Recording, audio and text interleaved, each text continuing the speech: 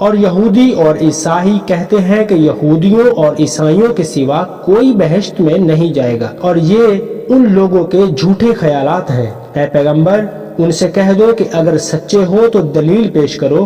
ہاں، جو شخص خدا کے آگے گردن جھکا دے، یعنی ایمان لے آئے، اور وہ نیکوکار بھی ہو، تو اس کا صلہ اس کے پروردگار کے پاس ہے، اور ایسے لوگوں کو قیامت کے دن نہ کسی طرح کا خوف ہوگا اور نہ وہ غمگین ہوں گے۔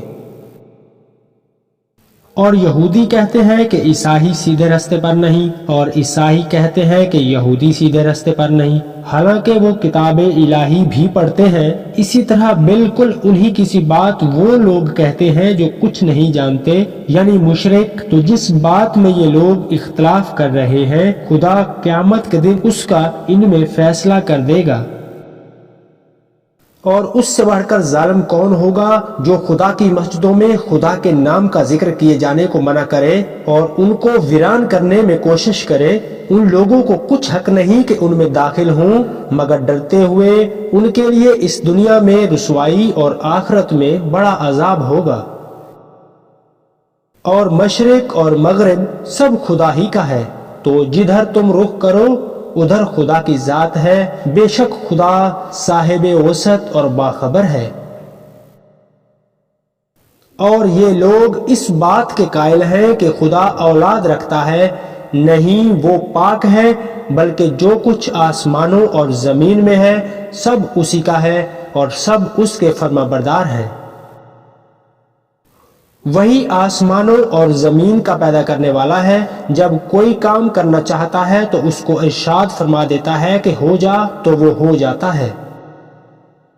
اور جو لوگ کچھ نہیں جانتے، یعنی مشرک، وہ کہتے ہیں کہ خدا ہم سے کلام کیوں نہیں کرتا، یا ہمارے پاس کوئی نشانی کیوں نہیں آتی۔ اسی طرح جو لوگ ان سے پہلے تھے وہ بھی انہی کی سی باتیں کیا کرتے تھے۔ ان لوگوں کے دل آپس میں ملتے جلتے ہیں۔ جو لوگ صاحب یقین ہیں ان کے سمجھانے کے لیے نشانیاں بیان کر دی گئی ہیں۔ اے محمد صلی اللہ علیہ وآلہ وسلم، ہم نے تم کو سچائی کے ساتھ خوشخبری سنانے والا اور ڈرانے والا بنا کر بھیجا ہے، اور اہل دوزخ کے بارے میں تم سے کچھ سوال نہیں کیے جائیں گے۔ اور تم سے نہ تو یہودی کبھی خوش ہوں گے اور نہ عیسائی، یہاں تک کہ تم ان کے مذہب کی پیروی اختیار نہ کر لو۔ ان سے کہہ دو کہ خدا کی ہدایت یعنی دین اسلام ہی ہدایت ہے، اور اے پیغمبر، اگر تم اپنے پاس علم یعنی خدا کی طرف سے وحی آ جانے کے بعد بھی ان کی خواہشوں پر چلو گے تو تم کو عذاب خدا سے بچانے والا نہ کوئی دوست ہوگا اور نہ کوئی مددگار۔ جن لوگوں کو ہم نے کتاب عنایت کی ہے وہ اس کو ایسا پڑھتے ہیں جیسا اس کے پڑھنے کا حق ہے، یہی لوگ اس پر ایمان رکھنے والے ہیں، اور جو اس کو نہیں مانتے وہ خسارہ پانے والے ہیں۔ اے بنی اسرائیل، میرے وہ احسان یاد کرو جو میں نے تم پر کیے تھے، اور یہ کہ میں نے تم کو جہان والوں پر فضیلت بخشی تھی۔ اور اس دن سے ڈرو جب کوئی شخص کسی شخص کے کچھ کام نہ آئے گا، اور نہ اس سے بدلہ قبول کیا جائے گا، اور نہ اس کو کسی کی سفارش کچھ فائدہ دے گی، اور نہ لوگوں کو کسی اور طرح سے مدد مل سکے گی۔ اور جب پروردگار نے چند باتوں میں ابراہیم کی آزمائش کی تو وہ ان میں پورے اترے۔ خدا نے فرمایا کہ میں تم کو لوگوں کا پیشوا بناؤں گا۔ انہوں نے کہا کہ اے پروردگار، میری اولاد میں سے بھی پیشوا بنائیو۔ خدا نے فرمایا کہ ہمارا اقرار ظالموں کے لیے نہیں ہوا کرتا۔